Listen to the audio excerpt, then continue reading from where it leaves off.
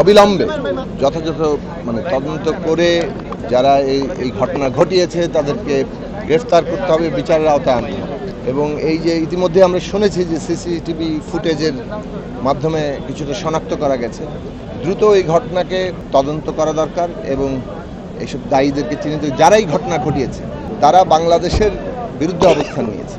কেননা আমাদের বিচার, সংস্কার এবং নির্বাচন, এইটা আমাদের জুলাই গণঅভ্যুত্থানে আমাদের শত শহীদের রক্তের উপর দাঁড়িয়ে আমাদের গণমানুষের আকাঙ্ক্ষা। সেই জায়গায় আজকে যখন বিচার চলছে, সংস্কারের দিকে আমরা এগিয়ে যাচ্ছি এবং নির্বাচনের মধ্য দিয়ে সেই সংস্কার সম্পন্ন হবে, সেই নির্বাচনে জুলাই আন্দোলনের অন্যতম একজন যোদ্ধা, ইনকিলাব মঞ্চের সমন্বয়ক ওসমান হাদির উপরে যেভাবে হামলা হলো এবং তাকে হত্যা করার চেষ্টা করা হয়েছে, তিনি এখন অত্যন্ত ক্রিটিক্যাল কন্ডিশনে আছেন।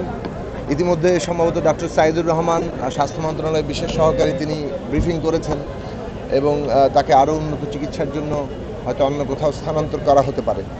আমরা মনে করি যে ওসমান হাদি জীবন রক্ষার জন্য যা করণীয় সেটা সরকারের দিক থেকে করতে হবে এবং দ্রুততম সময়ে সেই উদ্যোগগুলো নিতে হবে। আমরা দোয়া করি যে তিনি আমাদের মাঝে ফিরে আসুন। আমাদের যে অভ্যুত্থানের মধ্যে দিয়ে যে ঐক্য তৈরি হয়েছে, সেই বৃহত্তর ঐক্য আমরা আজকে আমাদের জাতীয় স্বার্থে সেই ন্যূনতম জাতীয় ঐক্যমত্য আমাদের রক্ষা করা দরকার।